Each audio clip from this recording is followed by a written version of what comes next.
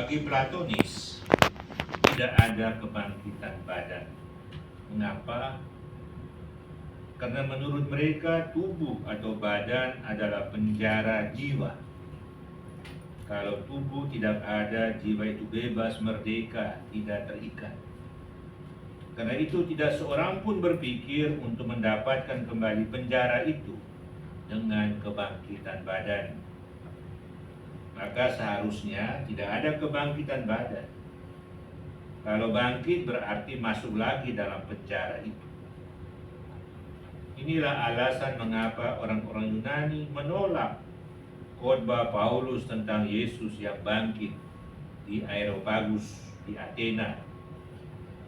Dengan sopan mereka katakan kepada Paulus, nanti lain kali baru kami mendengar khotbahmu yang bagus itu. Silakan kita baca Kisah Para Rasul pasal 17 ayat 22 sampai 34. Dalam Injil hari ini kita mendengar bahwa orang-orang Saduki juga tidak percaya akan kebangkitan orang mati. Hal ini dibenarkan lagi oleh Kisah Para Rasul pasal 23 ayat 8. Di mana dikatakan orang-orang Saduki mengatakan bahwa tidak ada kebangkitan dan tidak ada malaikat atau roh. Ada satu alasan mengapa mereka tidak percaya akan kebangkitan, karena mereka hanya mengakui kitab Taurat, yaitu 5 kitab Musa sebagai kitab suci. Dan di sana tidak banyak dikatakan tentang hidup sesudah mati. Maka karena tidak mengakui kebangkitan, orang-orang Saduki percaya bahwa semua manusia, entah yang baik maupun yang jahat, sesudah kematian pergi ke Sheol, yaitu dunia orang mati, letaknya jauh di bawah bumi. Kepercayaan ini menyebabkan mereka menikmati hidup dunia ini tanpa cemas akan hidup sesudah mati. Mereka mengutamakan hidup yang panjang dan menyenangkan di atas dunia ini. Kalau bisa menggunakannya dengan sebaik-baik hidup dunia ini. Carpe diem.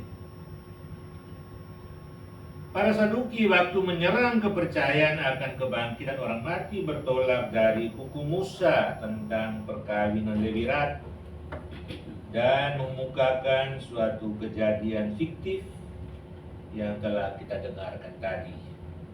Satu wanita menikah dengan 7 bersaudara secara berturutan. Ya, ini sesuai dengan hukum Taurat, yaitu hukum levirat. Maksud para Saduki itu jelas, mau mengejek dan menjerat Yesus dengan persoalan itu. Namun kita semua pantas berterima kasih kepada para Saduki ini, karena justru berkat persoalan yang dikemukakannya itu, Yesus memberitahukan sesuatu yang sangat penting tentang kebangkitan badan, tentang nasib manusia sesudah mati. Hal yang jarang kita temukan di dalam Injil. Dalam jawabannya, Yesus pertama-tama menunjukkan salah pemikiran kaum Saduki yang menyamakan hidup di bumi ini dengan hidup di dunia lain. Di bumi ini orang kawin dan dikawinkan. Sedangkan di dunia lain, yaitu di masa sesudah kebangkitan, tidak ada pesta kawin. Karena orang-orang yang dibangkitkan itu tidak butuh kawin. Mereka tidak dapat mati lagi. Maka buat apa repot dengan keturunan atau ahli waris? Hanya orang mati yang butuh keturunan dan ahli waris. Dan Yesus tidak berbicara tentang kebangkitan semua orang, melainkan kebangkitan dari mati bagi mereka yang layak. Bagaimana keadaan mereka yang dibangkitkan? Yesus katakan bahwa mereka semua seperti malaikat-malaikat dan mereka adalah anak-anak Allah. Artinya sejak manusia dibangkitkan, hubungan kekeluargaan telah diganti dengan hubungan baru. Yang menjadi bapa mereka bukan lagi si A atau si B, melainkan Allah Bapa sendiri. Anak-anak kebangkitan menjadi anak-anak Allah. Mereka itu mirip malaikat-malaikat. Mereka memang tidak sama dengan para malaikat, tetapi toh masuk dalam golongan malaikat. Dan sebenarnya jawaban Yesus tadi sudah memadai. Namun Yesus masih memberi contoh, sebuah contoh dari kitab Taurat sendiri yang diakui oleh kaum Saduki sebagai kitab suci. Musa berbicara tentang Tuhan sebagai Allah Abraham, Allah Ishak dan Allah Yakub dalam Keluaran.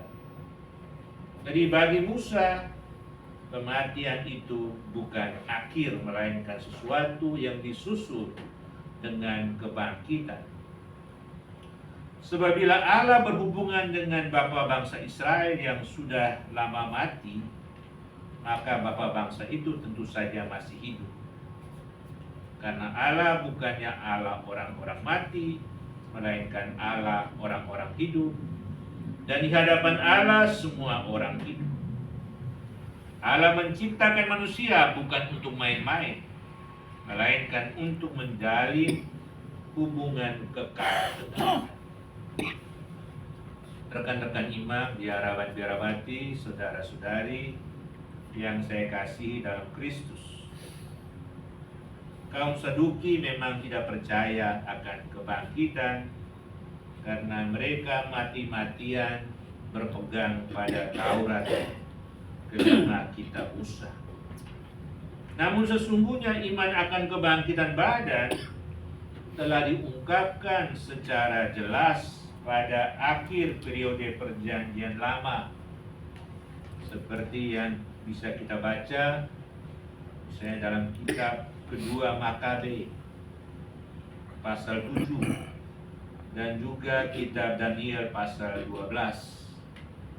Pada masa ini terjadi penganiayaan yang hebat di bawah Raja Antiochus IV Epiphanes. Masa penganiayaan ini justru menyuburkan iman akan kebangkitan. Dan iman ini memberikan kepada para martir keberanian dan kekuatan untuk mati demi iman mereka. Jika segala sesuatu berakhir dunia ini, maka siapa yang mau cepat mati? Siapa yang mau hidup susah? Tapi justru karena percaya akan kebangkitan, para martir rela menyerahkan nyawa demi iman mereka. Ya, termasuk Santo Bonifasius, martir, uskup dan martir yang kita peringati hari ini. Bagi kita orang Kristen, iman akan kebangkitan badan bersumber pada kebangkitan Kristus sendiri. Dan Santo Paulus mengungkapkan itu dalam suratnya yang pertama kepada umat di Korintus pasal 15. Jika kita tidak bangkit dari mati, Kristus juga tidak bangkit. Karena kita bersatu bersama Kristus.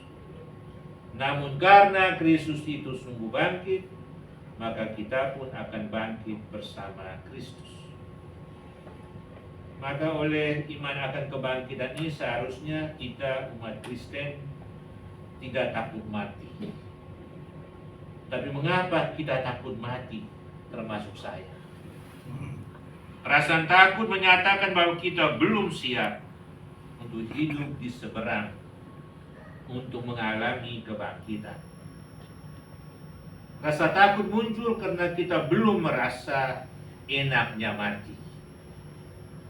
Coba kalau kubur-kubur di pekuburan Munggu di sini terbuka, lalu mereka yang mati bangkit datang ke Hotel Atanaya ini, dan semua diliputi dengan cahaya kilau kemilau, dan para dan mereka yang bangkit itu berkhotbah tentang enaknya mati, maka saya kira kita mungkin berebut-rebutan masuk di dalam kubur. Karena lebih enak di sana daripada susah-susah dengan urusan Sudirman, urusan kerja, urusan pelayanan, urusan sekolah, urusan keluarga dan sebagainya. Yesus waktu masih hidup di Palestina bersusah payah jalan ke sana kemari mewartakan Injil. Sampai-sampai dia harus minta air kepada wanita di sumur Yakub. Sampai-sampai dia harus mengutuk pohon ara yang tidak berbuah karena dia lapar. Tetapi setelah mati dan bangkit, hidup Yesus enak sekali. Dia seperti kutu loncat. Sebentar ada di Yerusalem, kemudian ada di Galilea, kembali lagi ke Yerusalem. Dia jalan ke sana kemari mengatasi ruang dan waktu. Saudara-saudari, pada peringatan Santo Bonifasius, kita semua seraya bersyukur kepada Tuhan yang telah menyertai perjalanan MNPK hingga saat ini. Kita berdoa memohon kepada Tuhan agar rapat umum anggota MNPK ini dapat berjalan dengan baik dan bermanfaat bagi pendidikan Katolik di Indonesia. Dan hendaknya iman kita akan kebangkitan menguatkan kita dalam segala usaha dan perjuangan hidup kita di dunia ini, termasuk usaha dan perjuangan kita di bidang pendidikan Katolik. Saya kira kita dengan iman itu kita terus berusaha agar nilai-nilai kerajaan Allah itu memang tetap berada, tetap dihayati, tetap dilaksanakan di sekolah-sekolah Katolik.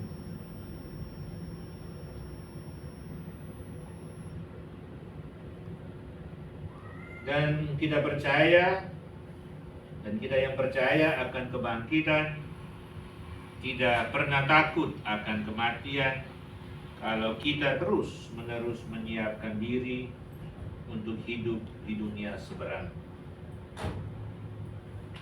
Dan khususnya bagi kita para klerus, biarawan biarawati yang menghayati hidup selibat, kita sadar bahwa hidup selibat itu mengantisipir hidup anak-anak Allah sesudah kebangkitan. Anak-anak Allah itu tidak kawin dan dikawinkan. Itu hidup selibat. Maka hidup selibat itu harusnya mengembirakan. Sebab hidup selibat adalah gambaran dari hidup anak-anak Allah pada waktu kebangkitan. Semoga kita semua yang percaya akan kebangkitan badan, tidak perlu takut akan kematian, dan iman akan kebangkitan ini tetap menguatkan kita di tengah kesulitan, penderitaan, dan tantangan hidup yang kita alami.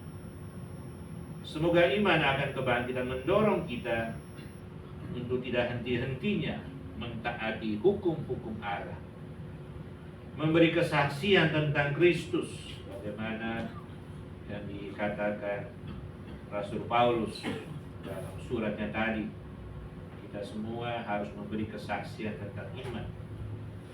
Dan dengan iman akan kebangkitan juga kita melakukan perbuatan-perbuatan baik, yaitu perbuatan kasih kepada sesama. Semoga Tuhan memberkati kita semua. Amin.